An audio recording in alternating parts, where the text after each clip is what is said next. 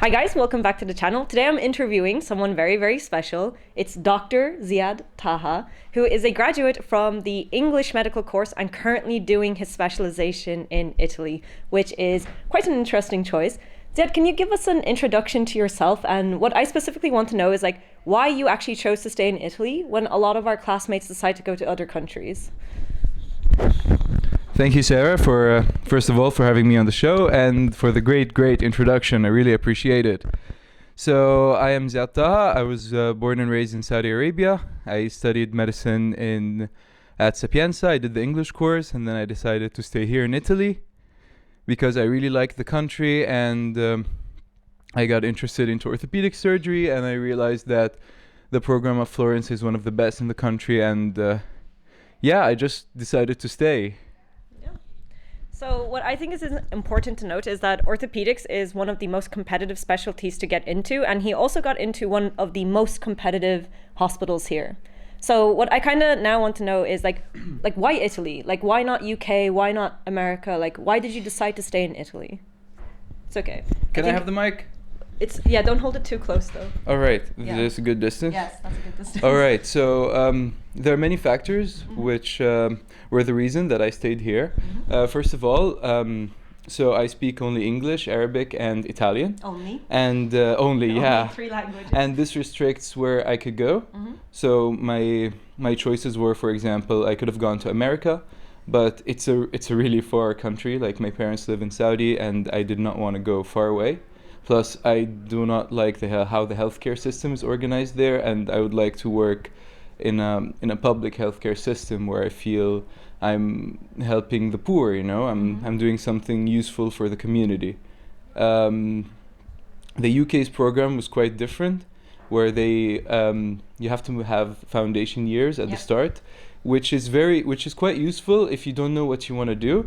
But I was quite decisive about doing orthopedics, and I felt it was a waste of time. The Italian healthcare system is organized quite well. Of course, you can never have the perfect healthcare system, but this one is, I think it's comparing it to the rest of the countries of the world, it functions it's all right. And I really fell in love with this country as I started traveling here. Most of my travels in the recent years have been always in Italy. So I've been to the seaside, to the mountains. I got to fall in love with the culture, the country, the food, and it's quite interesting. That's first of all. Second, orthopedics is not as competitive here as in other countries. Oh, really? So yeah, actually, it's if you think about the rankings of the USMLE and the score you have to get into orthopedics, the Italian one is quite less. Okay. Because people here are not very interested in orthopedics. That's interesting. They're more medicine and clinical oriented. So, in a way, I think that kind of makes sense though, because Italy is so theoretical heavy. The standard of detail you need to know and the standard of education is really, really high. So to me, it kind of makes sense that more theory-based subjects would be favored. Maybe, but what I heard is that people just don't like surgery because there is a chance of getting sued. Really? Yeah. Okay, but also you told me that here, there's the doctors can't be fired thing, right? True, but you can still get sued. Oh, okay. I see. You can have it. No, it's okay. I just want you to point it towards your mouth if you're talking. All right, so. Okay. Yeah, you use the microphone. All right. Okay. So, what was the process to actually get into doing a specialization here? Because what's also important to note is that you're a non-EU citizen, right? And sometimes, depending on the country you apply to, this can complicate things. So what is the process like? You handed in your graduation, you wore the beautiful little hat, and what was the process after that to the day you started? Okay, pointing out that I'm a non-EU citizen, this actually brings me back to one point that I spoke about, why I did not go to the UK.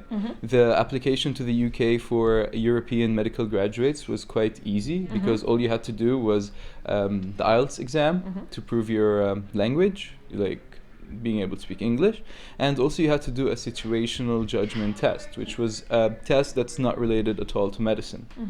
But this was only valid for European citizens, while for non-Europeans, even if you had the same medical degree, like you have a European medical degree, but you did not have a European passport, you had to do another exam. And for me, honestly, this system was, I did not even want to work in a place which had these sort of rules in play, which, like, this was discrimination 101. So checking out other countries, I realized that when you get to apply here in Italy, you are treated as all other Italians, and there is no differences based on your passport. But you mean in the application process, Yeah. right? Okay.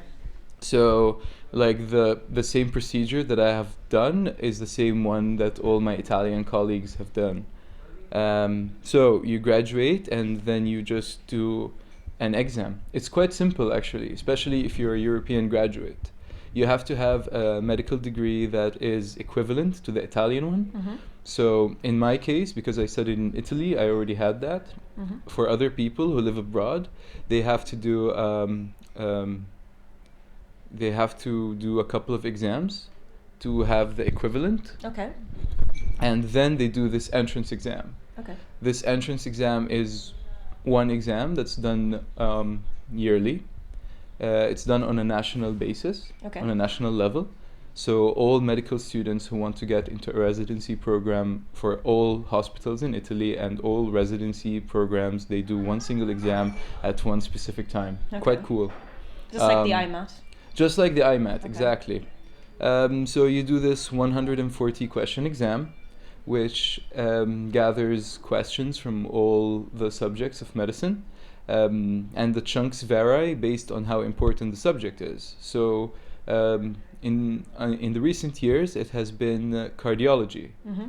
taking the biggest chunk, making around 20% of the exam, followed by other subjects like neurology, orthopedics. Is it all clinical subjects, or do you get preclinical questions as well? No, Like- you have also preclinical So questions biochem, such as physiology, biochem and okay. physiology, but they take the least part of the exam. So Okay. in my preparation, for example, I did not care about biochemistry because it made up 2 points or 3 points out of 140. So, Okay. and you do this exam, and you have your ranking, Mm-hmm. and based on your ranking, you get a position in the school. And this depends on, of course, your ranking, and then it depends on other people's choices. Because if everyone else who had a higher ranking than I did, chooses to go to orthopedics in Florence, then I wouldn't get the spot. So, but does it kind of work also in the IMAT sense that you rank it based on, like, you know, when you were putting your first choice, second choice, third choice, whatever? Exactly. So, but you do first choice, second choice, third choice based on specialty or based on the hospital? It's free. It's free. It's a free for all game. Oh, It okay. quite works. So you So you can some people put up to 1,000 Choices. choices. Like, while in IMAT you have 5 choices based on school, because at the end of the day you're just doing medicine. It's 19 now. 19. Yeah, but so you can put like first choice orthopedics Florence, second choice Bologna cardiology, Exactly. third choice. Exactly. Wow, so it's both. So yeah, that's That's really exactly interesting. Okay. what I did. Like, I put orthopedics in Florence, and then I put orthopedics in Turin, and then I did not like any other orthopedics program, and I would have not sacrificed the program just because I wanted to do orthopedics. So I put some pediatrics in Florence, and then okay. gynecology in Florence. How did you research the programs when you were making your choices? So it's not quite clear. So because you can never tell. Like, every program has to have a specific sort of program on Mhm. the internet, but it's a very vague thing, and it can never be your definitive guide. Okay. When I was researching programs, I did like all my other friends, and that's how it's done. You contact people who are residents in that program, and you contact people who are residents in that program, and you ask them, how are they feeling? What do they think of the program? How is it divided? And then you have to create your own list of pros and cons of every Mhm. program. Okay, so you put your choices, you studied for this 140 question exam, you did the exam, and then you get an offer? Like, Yes, Okay. yes. So it's in my case, because I got my first choice. I did not get to any, like, I didn't get the offer or choose Oh, like or not. scrolling. Okay. Yeah, so you didn't do exactly. scrolling. Because Okay. it's your choice is scroll. So say, for example, I did not get my first, second, third. I get my 10th choice. Mm-hmm. I have the chance to say yes or wait. Okay. Just like the And IMAT as well. and if I wait, I can get a higher choice based on what other people want, because Okay. some people might have blocked a choice that I want, but eventually they would leave it and I get the chance to have it. And what's the timeline like? Like, when was the exam? When did you get your offer? And when did you start? The exam is usually in the summer, Okay. which was the case this year. Last year, because of COVID, it was in November. Mm-hmm. And so I did my exam by the end of July, Mm-hmm. and I got the results by mid-August, Okay. and I was selected by end of August. End of August. Yeah, so it's 1 month of just pure anxiety, and maybe not anxiety, but uncertainty, where you don't know where you're going. And when you got the offer, like, this is a bit of a complex question, but like Tell me. the documents, the visa, like, how did that work? Because you get a work offer and then you apply for a working visa, or like, I think being True. yeah. So like, just a very brief overview, because obviously I'm sure it's going to be different for every embassy. Exactly. Also, it's different for different people. So, when you apply for this exam on the website, you will have a section where it goes. It's always for non-Europeans, so it goes. This is the process to apply for a visa, and technically, from what I understand, is that you just go in there and they give you a certificate that you got accepted into a residency program, and then you apply to your embassy, to the Italian embassy in the country where you are. My case also, it was a bit different because I got to study here, so I had my residence permit, and I just kept on going regularly with it. I didn't need to apply to a visa or anything. Okay, so that's great. So basically, if you do study here, you like, it's much easier, the process. There's no extra complication if you're EU or non-EU. Yes. Okay. Because there are two steps that you wouldn't do. There is the visa, and I think of course, I'm just assuming. There is the visa that you wouldn't need to do, and there is also the fact that you need to have, I don't know how you call it, the equivalency. Okay. Yeah. The recognition of your certificate. Yeah, I mean, because it's an Italian degree. Exactly. Basically. So to get your recognition, for example, if you studied in a non-European country and you need to get this recognition, you will have to do some exams that are not tough, and you have to also do an interview with multiple doctors, and you would also have to prove that you speak the Italian language. So that was actually kind of the next question that I wanted to ask. Since your degree was in English, did you have to prove like any sort of level of Italian, or was doing the exam in Italian enough proof for them? Like, no, it was, I think just doing the exam was enough proof. Okay. Because having done medicine in an Italian school is actually a C1 level. I think this applies to Italian universities.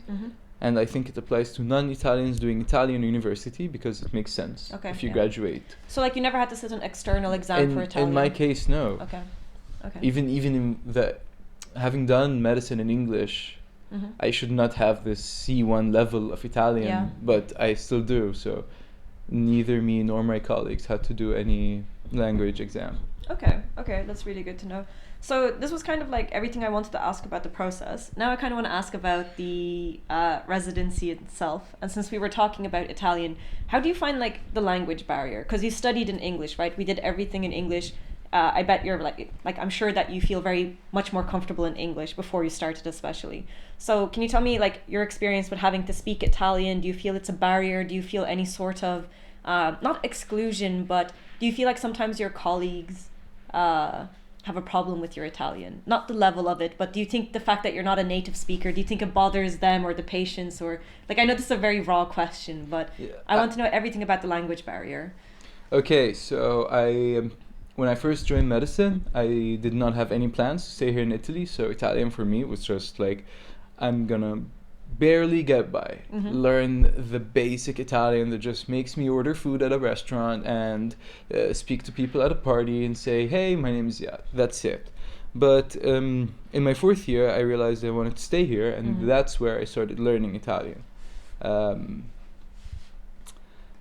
To be honest, it's quite difficult. Okay. But like, first of all, the preparation for this exam, I had to prepare in English/Italian Okay. because I cannot study in Italian for sure, and then there comes work. So when I first started, it was complete hell because I have never been in an environment of only Italians. Like, Yeah. having studied in the international course, I've been always surrounded by foreigners, like, and I have always spoken in English. All my friends are speaking to me in English, and the Italians that I knew were just this one person that I speak to occasionally, never a group of Italians. So at first it was quite difficult for me, especially that it requires a lot of concentration. So if I'm working on something and they're speaking about something important next to me, I can't focus. I can't focus on both things, both things, and it still is quite hard. People are but like on the other hand, people are very, very nice. So like my colleagues really, I see that they really appreciate that I'm working in my third language. There are only 2 foreigners in the orthopedics course in Florence, and I'm one of them. And they really appreciate that it's my third language, and I see a lot of support. So many times there is a lot of times where I make grammatical mistakes, and I know I'm making a mistake. So I just look at my colleague next to me and I'm like, hey, I'm writing this report and I'm writing this word or I'm writing this phrase. Can you please tell me if it's correct? And they're like, no, this is not correct. Just to clarify though, Zyad speaks a very, very, very good level of Italian, right? We've spent like a few days together. He is basically fluent. But I think like I just wanted to ask this question because it's very different, like speaking Italian really, really well and having to use it in a hospital environment. Yeah, of course. So when he's saying that he's making mistakes, like trust me when I say they're not like basic, like not being good at Italian mistakes. Like I just wanted to make this point they're very very he's like fluent, basically. they're very small mistakes that you know, when you learn a language, when you learn a language from an old age, you tend to make these very small errors that some people might not notice even, but I still do make them, and maybe one day I won't, but at this level, I still do make the errors, especially when you're surrounded by only Italians who make practically no errors. You're like, there's this, it's some very slight things like, who put the H in that word, or who put the H in cholesterol. Yeah, exactly. You were saying that story. Exactly. Okay. So otherwise, they're very friendly, the people. They really help me out.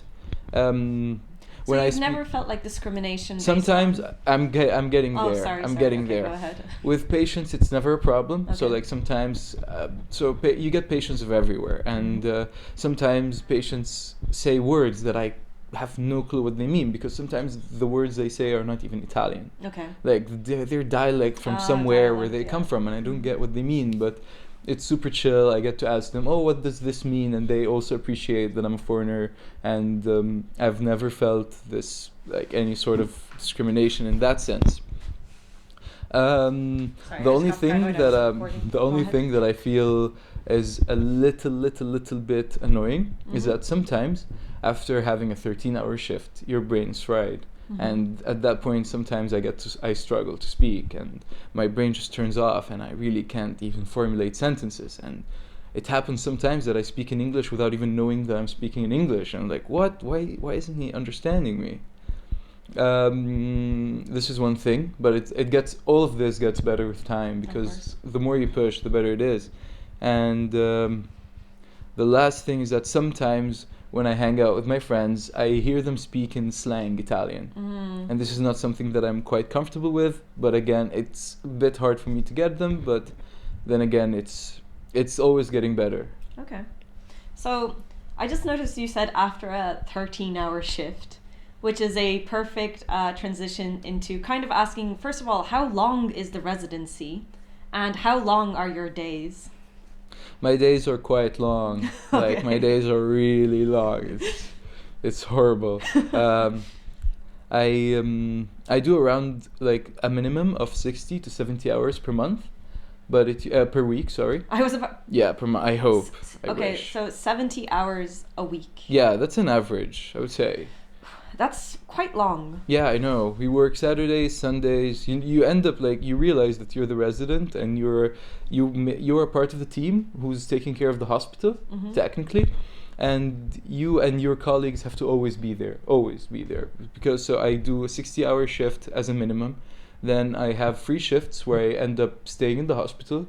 But you're not technically working. I'm not technically working, so I'm either keeping up with my patients, because you can't just leave because you're following specific patients and you're going to be back the next morning to see them, and sometimes you're like, I want to stay here to monitor this patient. Sometimes you end up to work on some research or a project that's not related to your work, but you're still in the hospital working.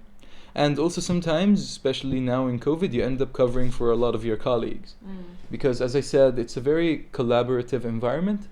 And say if one of my colleagues gets sick with COVID or gets into a contact with a positive case, he doesn't get to come to work, and I am the one who has to cover for him. Okay. How long is the residency? Like, how many years is it?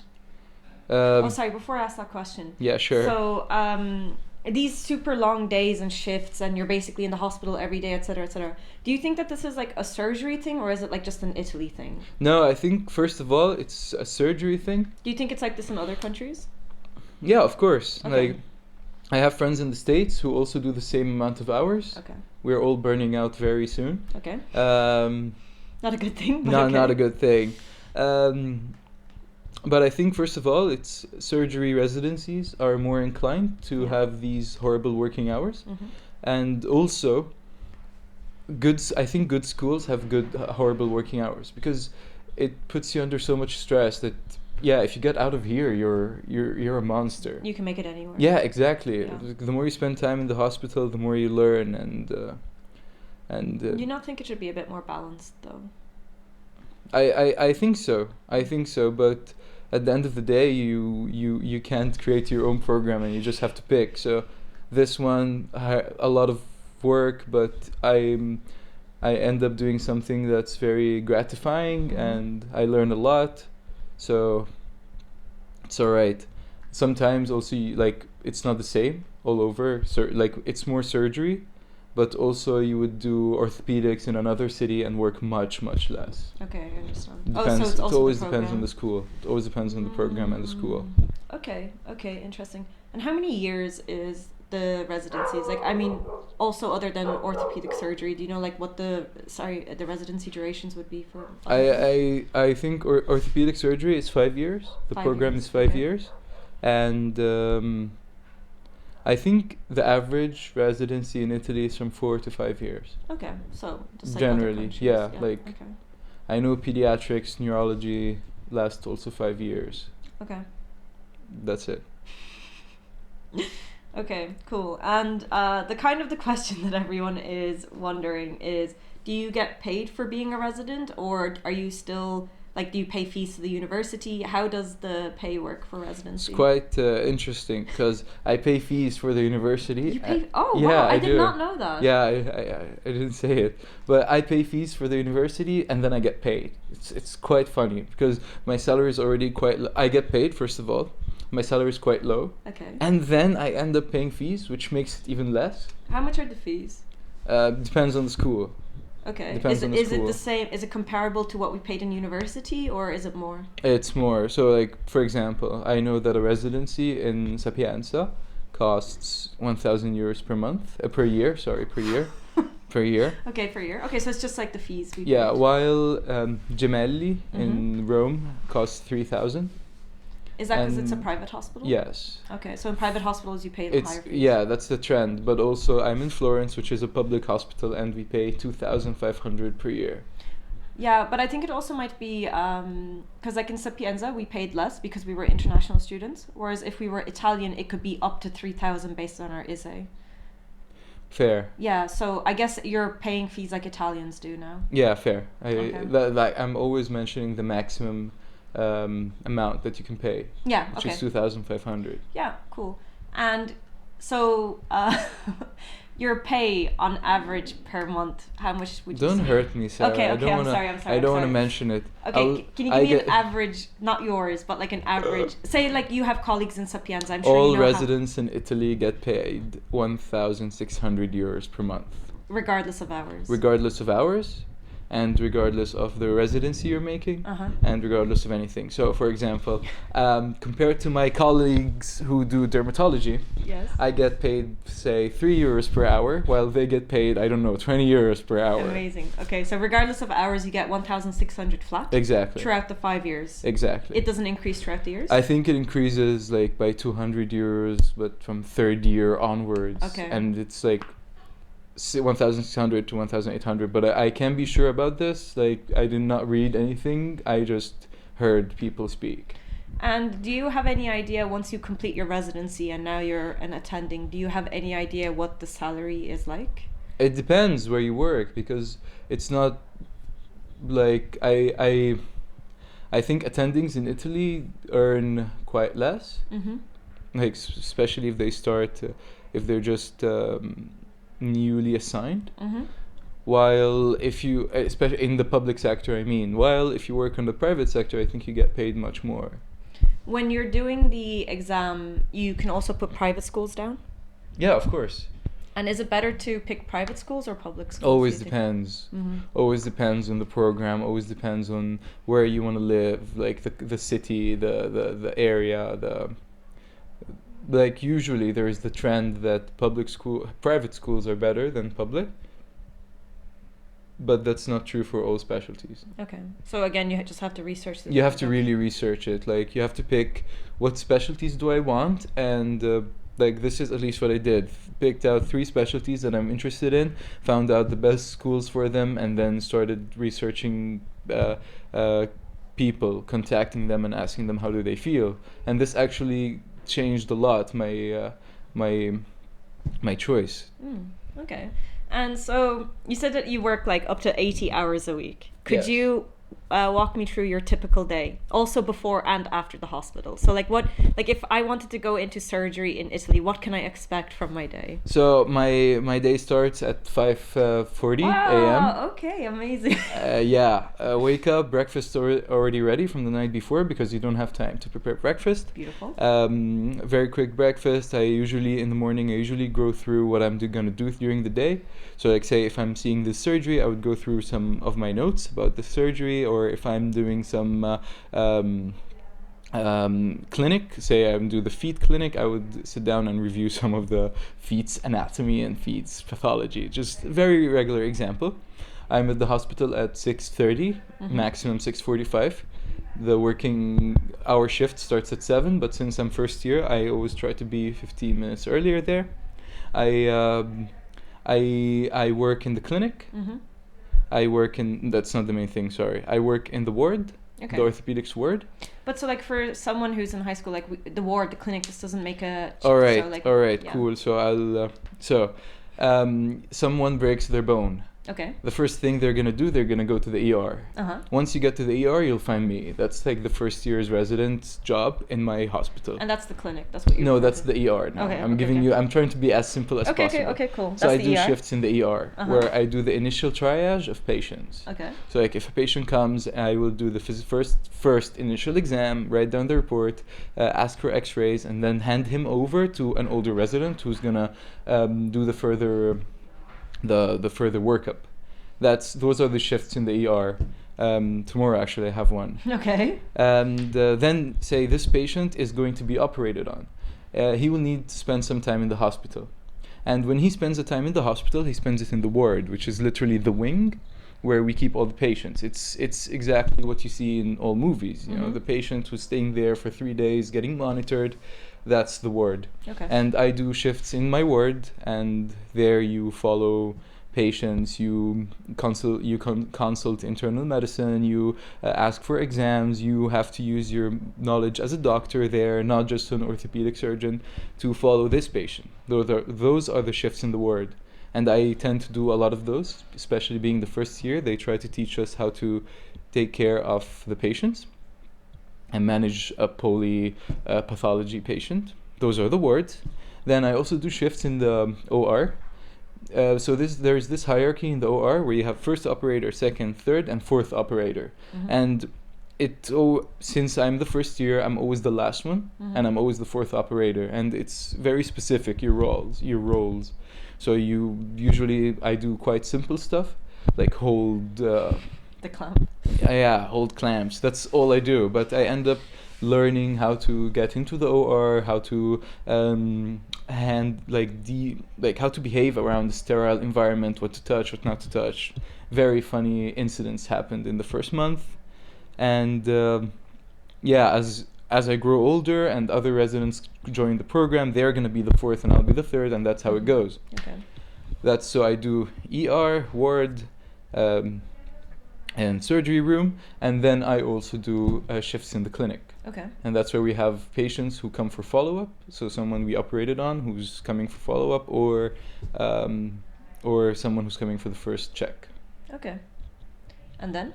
And what time do you finish at home? So I usually start at 7, and as I said, I usually have a morning and afternoon shift. I finish usually my day around 8 in the hospital. 8 p.m. Because even if mornings I'm always working, afternoons even if I'm free I'm always in the hospital, either following patients, helping out my colleagues, covering for someone. So I'm always there from 7 to 8, and I'm back home to quickly prepare my breakfast for the next day and go to bed.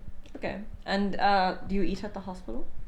Yeah, of course. Like, I bring my own food because our hospital's food is shit. This is a message to the hospital board. If they're ever watching this, please give us some decent food. It's horrible. I was not expecting that at all. It's horrible. Okay.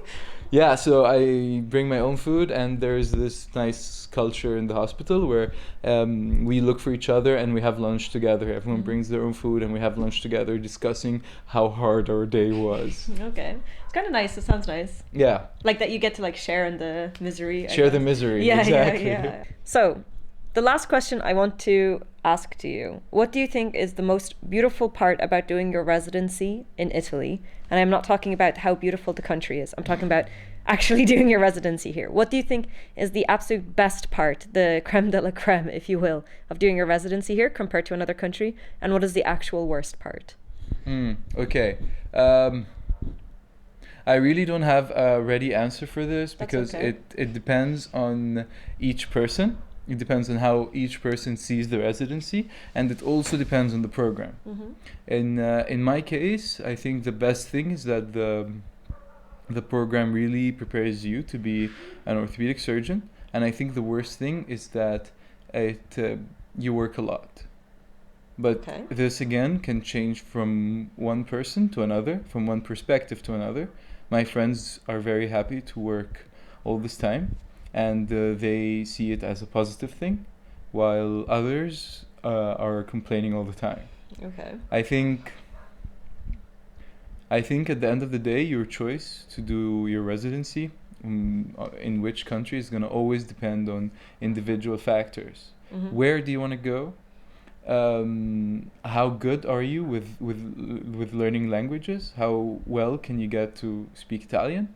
And what are your options? Because if someone speaks English and he can get easily into the UK, he's not going to be inclined to come to Italy.